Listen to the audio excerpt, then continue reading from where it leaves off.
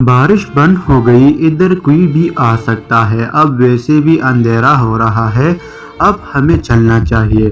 مجھے بھی چچی کی بات ٹھیک لگی۔ نازبینا ابھی گھر پر اکیلی تھی۔ ہم دونوں پیڑ کے پیچھے سے نکل کر باہر آئے اور بائک پر بیٹھ کر دوسری گاؤں کی طرف چل پڑے۔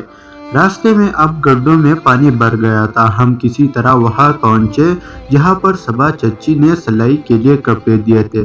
چچی اندر گئی اور تھوڑی دیر بعد ایک شوفر لے کر باہر آئی اور بائک کے پیچھے بیٹھے ہوئے بولی، اب ہم روڈ کی طرف سے چلیں گے۔ میں نے کہا ٹھیک ہے جی۔ اس کے بعد ہم روڈ کی طرف نکل گئے۔ راستے میں ایک چھوٹا سا اڈا تھا، وہاں پر ایک ڈھابا کھلا دیکھا تو یاد آیا کہ شاید نازبینا نے بھی میری وجہ سے کھانا نہ کھایا ہوگا۔ میں نے ڈھابے کے سامنے بائک روک دی۔ صبا کیا سمیر یہاں بائک کیوں روک دی؟ میں وہ گھر پر ابو اور ان کی وائف نہیں ہے، اس لیے ڈھابے سے کھانا لے کر جاؤں گا۔ صبا پاگل ہو گئے ہو؟ آج میرے گھر پر کھانا کھا لینا۔ میں تو کھا لوں گا لیکن نازبینا گھر پر اکیلی ہے، اس نے بھی نہیں کھایا ہوگا۔ آپ 2 منٹ رکو، میں کھانا پیک کروا لیتا ہوں۔ میں جلدی سے بائک سے نیچے اترا اور ڈھابے سے کھانا پیک کروا کر پیسے دیے اور کھانے والا لفیفہ بھی صبا کو پکڑا دیا۔ قریب 10 منٹ بعد ہم اپنی گاؤں پہنچے۔ ہم اس بار بھی روڈ سے آئے تھے، ہمارے گھر پہلے آنا تھا۔ میں نے گھر کے باہر روکی تو صبا نیچے اتر گئی۔ میں نے بائک سے نیچے اتر کر صبا چچی سے کھانا پکڑوایا اور ڈور بیل بجائی۔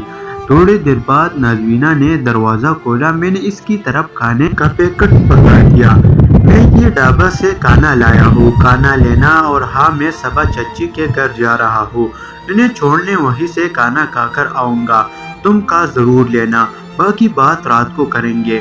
میں نے ایک بار پیچھے دیکھا تو صبا گلی میں ایک کھڑی کسی عورت سے اشارے سے کچھ بات کر رہی تھی، اس کا دھیان ہماری طرف نہیں تھا۔ میں نے نازبینا کے گال پر ہاتھ رکھا اور پیار سے کہا، تمہیں میری قسم ہے کھانا ضرور کھا لینا، میں پیس کے گھر سے کھانا کھا کر آؤں گا۔ میری اس طرح نازبینا کے گال پر ہاتھ رکھنے سے نازبینا کا چہرہ کھل اٹھا۔ اس نے ہاں میں سر ہلایا اور میں واپس آ کر بائک سٹارٹ کر کے بائک پر بیٹھ گیا۔ صبا پیچھے بیٹھی تو ہم اس کے گھر کی طرف چل پڑے۔ میں اور صبا چچی ان کے گھر پہنچے تو صبا چچی نے بائک سے نیچے اتر کر دروازہ کھولا اور میں نے بائک اندر کر دی۔ جیسے ہی میں نے بائک سے اتر کر اسٹینڈ لگانا شروع کیا تو میری نظر کمرے کے باہر بیٹھے پیس کے دادا دادی پر پڑی۔ میں نے دیکھا کہ پیس کے دادا جی اب عمر کے حساب سے کافی بوڑھے ہو چکے تھے، ان کے کاندھے جھکے ہوئے تھے اور کافی کمزور بھی لگ رہے تھے۔ انہیں دعا سلام کرنے کے بعد میں صبح چچی کے ساتھ اوپر آ گیا۔ اوپر 4 روم، ایک ہال اور ایک کچن تھا، سبھی رومز میں باتھ روم تھے۔ میں سیدھا فیض کے روم میں چلا گیا۔ فیض بیڈ پر لیٹا ہوا تھا اور فیض بھائی کہاں ہو، اب طبیعت کیسی ہے تمہاری؟ میں نے فیض کے پاس بیٹھے ہوئے کہا، یار میڈیسن لی ہے؟ تھوڑی دیر بعد نہیں بڑی تیز بارش شروع ہو گئی تھی، فرق پڑ جائے گا۔ اچھا یار تم لوگ راستے میں بھیگے ہو؟ تو میں نے کہا نہیں، ہم ایک دکان پر رک گئے تھے۔ فیض چلو اچھا کیا، یار میرا ایک کام ہی کر دو۔ میں ہاں بولا، کیا کام ہے؟ فیض یار جا کر امی سے کہہ دو میری لیے رات کے کھانے میں کچھ نہ بنائے۔ ٹھیک ہے کہہ دیتا ہوں، ہلکا سا بنا دے۔ میں وہاں سے نکل کر باہر آیا تو مجھے کچن سے کچھ آوازیں آئی تو میں کچن کی طرف چلا گیا۔ اندر صبا چچی انہی کپڑوں میں کھانا بنا رہی تھی۔ وہ فیض کہہ رہا ہے اس کے لیے رات کے لیے کھانے میں کچھ ہلکا سا بنا دے۔ میں نے صبا چچی کے پاس جاتے ہوئے کہا اور اپنا ہاتھ صبا چچی کے ہاتھ پر رکھ دیا۔ صبا چچی نے ایک بار میری طرف دیکھا اور دھیرے سے بولی، فیض کیا کر رہا ہے؟ میں بیڈ پر لیٹا ہوا ہے، بخار ہے اسے صبا، اس لیے اجڑی رکھی ہے۔ صبا نے کوکر کی طرف اشارہ کرتے ہوئے کہا، اور تم کیا کھاؤ گے؟ میں جو بھی آپ بنا لو گے۔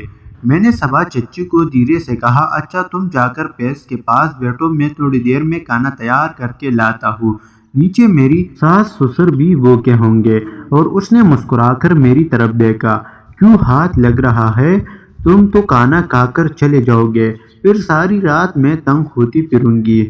میں میرے ساتھ ہوتے ہوئے تنگ ہونے کی کیا ضرورت ہے؟ میں نے صبا چچو کو کہا۔ تم صبا چچی مسکرانے لگی، اب جو بھی کہیں فیض اٹھ کر نہ آ جائے۔